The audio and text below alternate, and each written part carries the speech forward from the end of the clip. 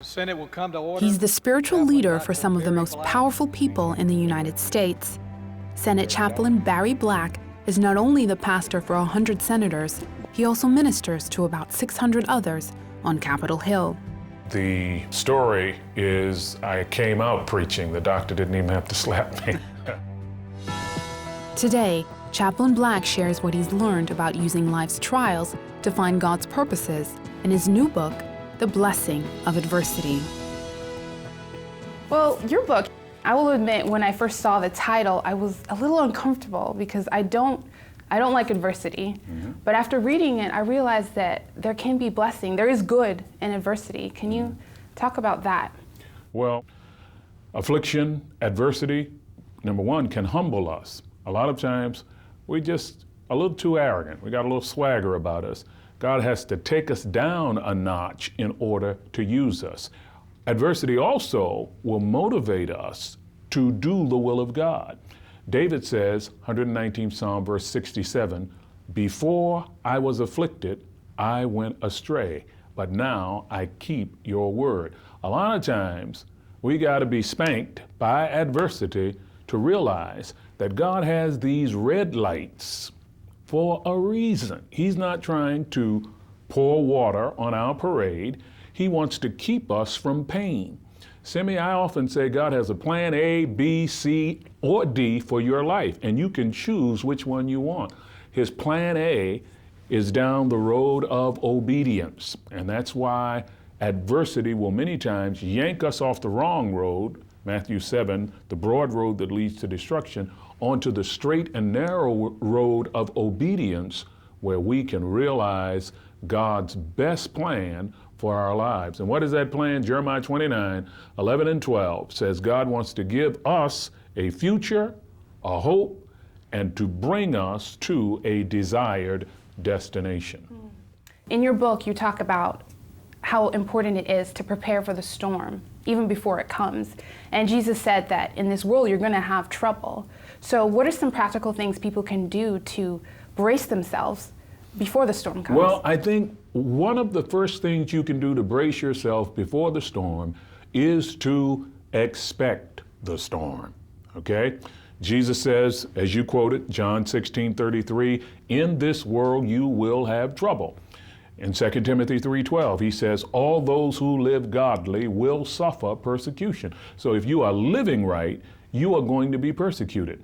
Jesus ends his Sermon on the Mount talking about a house built on the rock and a house built on the sand. I have a chapter in the book, the final chapter, Building a Storm-Proof Life. The interesting thing about that story to me is not the foundations of the homes, rock and sand. The interesting thing to me about the story is that storms came no matter what the foundation. There's some people who think, I'm a Christian, so I'll have a perfect marriage. I've been married 38 years. I was married when I was 3 years of age. No, not really. 38 years. And storms come even to Christian marriages. So first of all, expect the storm. Secondly, trust the providence of God. What do I mean by that? Believe that God has your best interest at heart. The 84th Psalm says, "No good thing will he withhold from the upright." Many times we become frustrated because we think we're missing out on a good thing.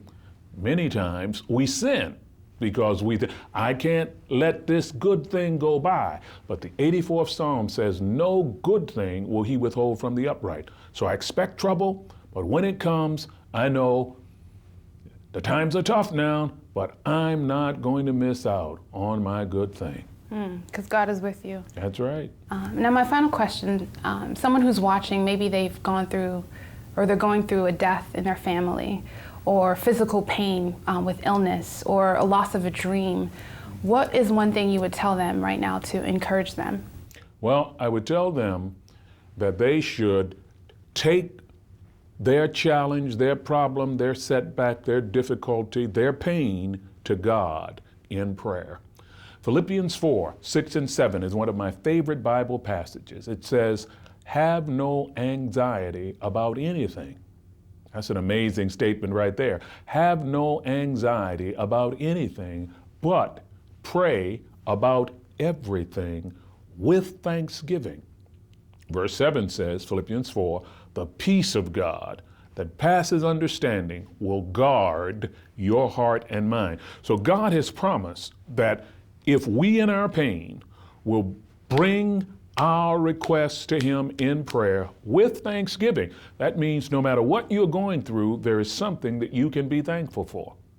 And let thanksgiving provide the incense on which your prayers will ascend. We say when praises go up, blessings come down. So you let thanksgiving, Lord, I am thankful for this, that, and that, counting your blessings, but telling Him about what you want, then trusting Him, because Romans 8:28 says, in everything God is working for the good of those who love Him and are called according to His purposes. So God is working it. May take time, but God is working it. You may be in limbo, but God is working it. So if you have no anxiety about anything, but pray about everything, the promise of God is His peace.